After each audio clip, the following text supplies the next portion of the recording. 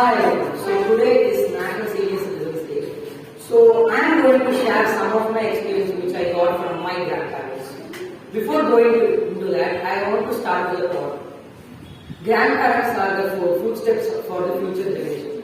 That's quite true because they teach lessons that we may use in any point of our lives. And I have three grandparents, two grandmothers and one grandfather. So, for my first grandmother, her name is Satya Prabha and she is a Hindi professor. And she taught me a lot of things, not only Hindi but many philosophical ideas and thoughts. And she is special in some traditional dishes and I love it so much. Whenever I go to Madurai, her native is Madurai, and whenever I go to Madurai, I taste it because it's very awesome. And next is my second grandmother. Her name is Usha and she has a coffee shop in Kozhikode and her native is Coimbatore. And she taught many things that I use in day-to-day life and it is very helpful and I hope that I use it in the future too.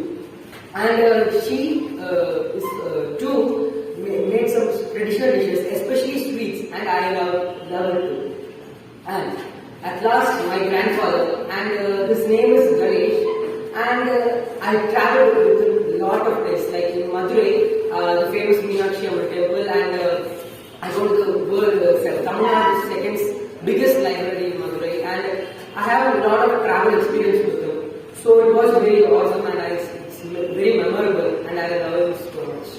So at conclusions, I love my grandparents, and I dedicate this thing.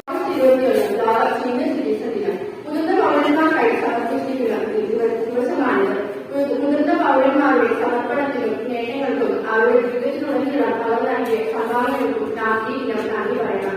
1978 August 19 മുൻ American president Ronald റീഗനാണ് ലോക senior citizen ദിനം ഔദ്യോഗികമായി പ്രഖ്യാപിച്ചത്.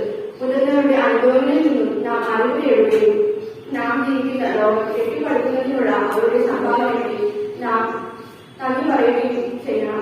പ്രായം കാരണം മുതിർന്നവർ അഭിമുഖീകരിക്കുന്ന പ്രശ്നങ്ങൾ അംഗീകരിക്കാനും അവർ മനസ്സിലാക്കി അവരോടൊപ്പം ചേർത്ത് നിൽക്കാനും നാം ഒരുങ്ങണം. ഇന്നുമുതൽ നമുക്ക് നമ്മുടെ മുതിർന്നവരെ സ്നേഹിക്കുകയും ബഹുമാനിക്കുകയും ചെയ്യാം എന്ന് പറഞ്ഞുകൊണ്ട് ഞാൻ വലിയ വാക്കുകൾ നിർത്തുന്നു.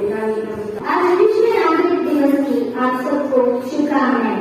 हमारे पूरे इतिहास में वृद्ध लोगों ने हमारे परिवारों, हमारे समुदाय और हमारे देश के लिए बहुत कुछ हासिल किया है। उनके सम्मान में हम विश्व नागरिक दिवस के रूप में आज का दिन मनाते हैं। उनके सम्मान में उन्होंने जीवन भर में जो कुछ भी हासिल किया है और जो कुछ भी हासिल कर रहे हैं उनके लिए हम अपने दिल से विश्व नागरिक दिवस को उनकी धन्यवाद करते हैं और अपने दिल से उन्हें सलाम करते हैं। धन्यवाद।